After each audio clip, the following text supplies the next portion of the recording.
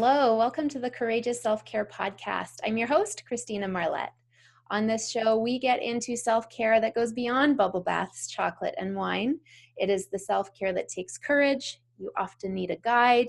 It gets pretty uncomfortable, but the benefit is that it transforms your life and helps you show up as the person that you are wanting to be and that you are destined to be. Today on the show, I have a wonderful guest, Cindy Maki. Cindy, welcome. Thank you so much, Christina. I'm so glad to be here. I'm glad that you're here too. So Cindy, tell us a little bit about yourself. Oh, great. Well, my business that I have is called True Vision Energy Coaching. So I'm a life and energy coach. And basically, I work with successful people who find themselves feeling stuck at some point in their life. And the work we do helps them to get clarity. It helps them to focus and make a plan and move forward to where they want to be going.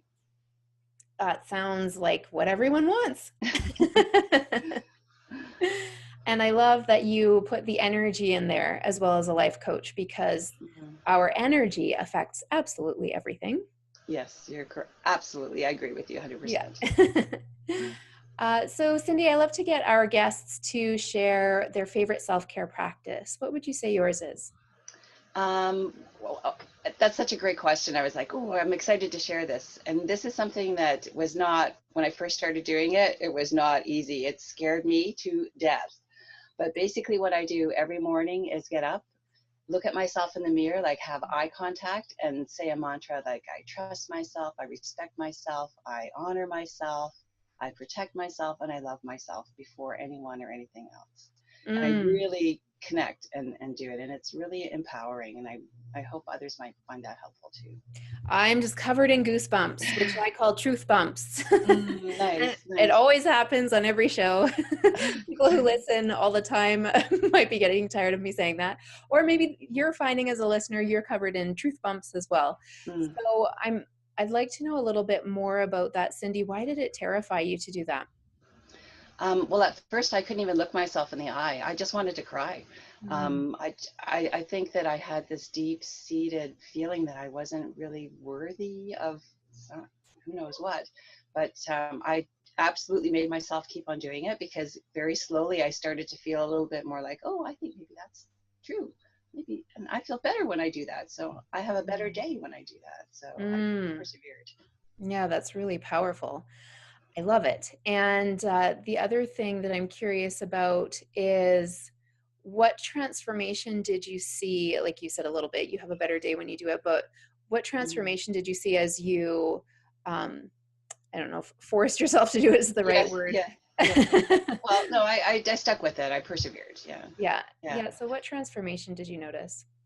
I really noticed myself being more confident and feeling sure, like having a certainty about what I was doing and not doubting myself, which is something that I would do all the time before.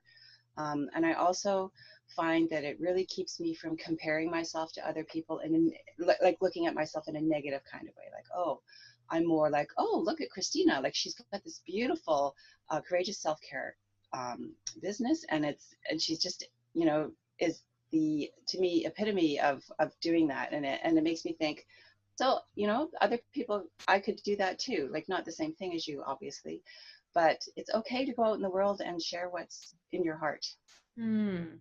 Wow. And that's a free practice. It takes what, a minute or two? Oh, not even. Yeah, I can probably do it off in like 15 seconds. Wow, so powerful. And I look into my own eyes in the mirror too and remind myself that I'm beautiful and that I have so much to offer. And I agree, it does. There's just something so special about that connection. And it's so easy. Yeah. Well, simple, not easy, simple. Yes, that's great. And do you find now that you look forward to doing it rather than being terrified? I do. And I usually say it about 10 times just to get it right in there. And I find, once I start getting near number 8, the 8th time, I'm smiling at myself and I'm like, yeah, I'm really, really feeling it. That's fantastic. Thank you for sharing that. No one has ever shared that as a guest before, and I love it. So if you're listening, Cindy and I both encourage you to gaze into your own eyes, no matter how scary it is, even if tears are flowing down, and say some positive affirmations to yourself. Beautiful. Thank you. All right. So the other thing that we do with guests on the show, we being me, the Okay. collective me, myself, and I, Yes. is to have you share your story of courage. And the reason that I love to hear stories of courage and share them with our listeners is because most people say, I'm not courageous. And that's just not true. Mm, Every single person has moved through fear, has come out on the other side better for it. And when we don't feel courageous, if we hear other people's stories, we can borrow that courage. There's more than enough courage to go around. And no matter what the story is, it will have some impact on you as a listener, either today or this week, or even years down the road. Something will stay there and help you move through your situation where you need some courage. So, Cindy, mm. we are looking forward to hearing yours. Oh, thank you so much, Christina. And I love the wisdom in the words that the way that you shared that. So beautiful. I agree that we can borrow other people's courage. Yeah. So the story I have to share is one that I hope others don't have to share. But um, basically, my son Cody was 22 years old and he passed away unexpectedly. So after I got over the initial shock of that happening, I really found myself in a place where I was afraid to do anything because that was not supposed to happen in my life. I had a totally different plan, and I felt like, where do you go from here? Like, how do you how do you get past that?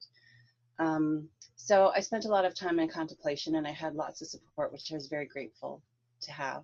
But basically, what kind of got me going was, coming to the realization one day that this is something that did not happen to me. It was not, um, it didn't make me a victim. And I think that's what I've been feeling sorry for myself, and feeling like, well, what am I going to do now? So when I switched that over and realized, well, this is something that happened in my life. I was a witness to this, and I get to choose how I move forward from this. I get to choose the way that I live my life forward from here. And I feel, as hard as that was, I feel really grateful to have found the courage to like say, I want more than this. I want to live life to the fullest because I'm still here and Mhm. I've got lots of time left, and I want to get going and do that. So that's Mm. that's my story. Well, my heart certainly goes out to you for that loss. I can't even imagine, nor do I want to, Yes, thank you. how how devastating that must have been.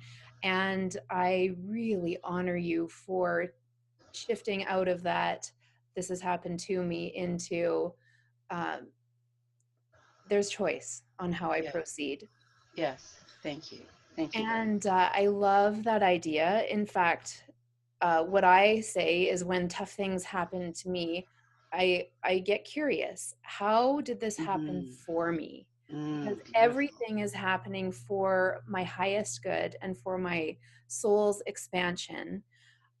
So having that curiosity brings in some lightness, which it sounds like you also brought in some lightness into that situation by shifting out of the victim mode Hmm. and just reflecting. I love reflecting, whether it's Yeah. through speaking or writing or journaling. I love that process and find it really powerful to get the higher message. Mm. So I'm curious, in your, like, how did it happen that you got to that choice? Did you were you using any tools? Did you have friends who were helping you? Did it just occur to you? How did you move from that devastation into now I'm choosing to You're move forward right. differently? That's a fantastic question. Thank you very much. I think uh, I listen to my intuition and I follow that. And at that time, everything was so raw. I think that that it really gave me an advantage because what came through around that was, you know what, you just need to take really good care of yourself. Like Hmm. and basically what that meant to me was you can do whatever you want to do. Like if you Hmm. want to sit on the couch and look out the window all afternoon, you go for it. If Mm. you want to um, go and interact with people in a soft setting, you go for it. You call your friend. I mean, my friends are beautiful. They would go for coffee and stay there all day if I needed to. We didn't, but I had that feeling that I can reach out. And so whatever I needed, I honored that and I gave that to myself. And Mm. I think that's what helped me. That's so powerful, and it aligns with several of the foundations of courageous self-care. So there Mm, are 12, and the ones that I heard specifically are trusting, well, knowing first of all how to access your intuition and then trust mm, it. mm, And I'll come back to that. And then also the topic that I just finished, or today's the last day of the month, the topic we're mm, wrapping up, the second foundation of courageous self-care, is aligning our energy harmonically between masculine and feminine. So, mm, what it sounds like to me is that when you were honoring what it is that you wanted and needed to do each day, you were really flowing, not setting any parameters on yourself. No, I will do this step and this step and this step, and then I'll be healed. yes, It that's right. was more being in the mystery, allowing your creativity to come through. So really being on that feminine side. And I feel like that has a lot to do with healing from such a Mm, loss. yes. Well, very, again, your wisdom is just shining through so beautifully. Thank Oh, you. you're so kind. So now with intuition, whenever people bring up intuition, I love to hear how your intuition shows up for you. Some people it's a feeling, some people it's uh, auditory, like voices, some Mm. people it's this deep sense of knowing, some people it's vision. So how do you interact with your intuition, Cindy? With my intuition, my first go-to with that is definitely feeling. I'll get a feeling about something, and it kind of originates around my heart center, I Mhm. think. And then sometimes I get a bit of auditory, or no, it's not auditory, sorry, cognitive. Like just have this knowing, like, oh, I need to do this, Mhm. and now I trust it, and wow, I'm like I think this life goes pretty good when you follow through with those things. Yes, that is the magnificent thing about intuition is it's always guiding for us. Hmm, And hmm. more often than not, it takes courage to move through it because often Yeah. it makes no sense or can, for me, it can get into, oh my gosh, if I do this, what are other people going to think of me? Yeah. But every time that I practice that muscle, it gets a little bit easier. And then it's like opening a present that you had no idea was coming. That's true. It's beautiful. That's great. Yeah. So, the other question I have for you around this story of courage is moving from that, this happened to me and that devastation. What do you think was the fear of progressing?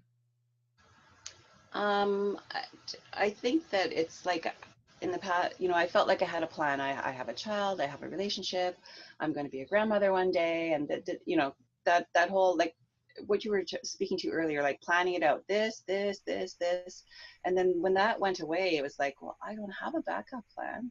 I Mm, I really don't know. I think it really put me into like, who am I? yeah. And what do I have to offer, and why am I here? Like all those big questions. It really Yeah. put me in a place where I had an opportunity to explore all of that. And it sounds like you took the opportunity to release that control and Yes. really allow surrender. Like, Hmm. okay, if it's not my plan, show me the plan. That's yes, that's great. A total surrender. Yes. Yes, yes, Yeah. yes. Yeah, and that's another aspect of courageous self-care, the art of surrender. Mm. And as a former, I will control everything in my life and everyone around me and all emotions and all situations, that it is an art. That art Mm. of surrender can be filled with fear because there is no knowing what's going to happen next. That's right. That's absolutely true. Yeah. So, moving through that, what gifts would you say you got from that experience that you wouldn't Mm. have gotten if things had gone according to plan? Oh gosh, I mean, there's so many of them, but I know we have only so much time. But really, I want to say I found that I had courage that I didn't know I had, strength that I didn't know I had, wisdom, like knowing things, like this is the right thing for me to do. It's okay to trust this. Like, don't. doubt any of that. And really, I think I learned about the fact that love is everlasting. So when a Mm, person passes away, you don't stop loving them. right. And that was really powerful for me. I'm like, oh, that's that bond that we had is still there. Mm, And then I think that really inspired me to like live life to the fullest. Like you haven't lost anything. What, wow. you haven't lost anything. What you've done is just changed the way that you Mm, relate with him. mm-hmm, And which I couldn't explain that to you, and I still not quite sure what that means, but mm-hmm, it's really about go, go. You've got your life ahead of you. Like be who you want to be and do the things that you want to do that bring you joy and to serve mm. others. That's so powerful. And I had a thought and then it flew out of my head. It might come Okay. back. All right. Okay. um, give it 3 seconds. Oh, that's fine. Yeah, no, I'm good with that. it's Okay. gone. It didn't, it was, I guess it's just for me. Okay. Super. Oh my gosh, I just looked at the time. We have come to the final countdown. Okay. So, Cindy, if people want to learn more about you and your coaching, where can they find you? Best place to find me is on Facebook. I'm True Vision Coaching and Healing Arts, or Self Love Circles on Facebook. Self-love circles. That's nice. I love circles. They're they're a beautiful way to share and learn and grow. Yeah.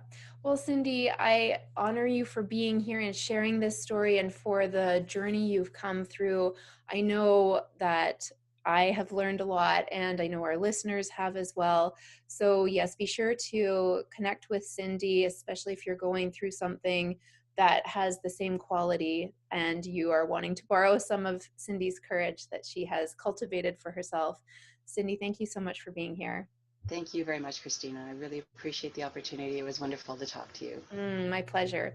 And this show airs Monday through Friday, so be sure to come back and listen for more stories of courage and also for the different foundations of how you can incorporate really powerful, courageous self care into your life.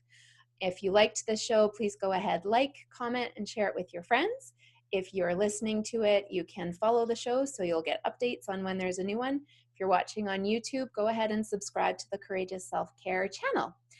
And then I like to leave you with the final thought, which I say every show because we need to hear it over and over. There is nothing selfish about self care. When we prioritize our own well being, we show up so much better for those around us. We show up better for ourselves, and that powerful energy ripples out and affects the entire planet and even the universe. So I don't see anything selfish in that. Be sure to go to ChristinaMarlette.com if you would like to be a guest on the show and share your story of courage. And I really enjoyed this interview. Thank you again, Cindy. My pleasure. And Thank you. I look forward to connecting with you on the show next time. Bye bye for now.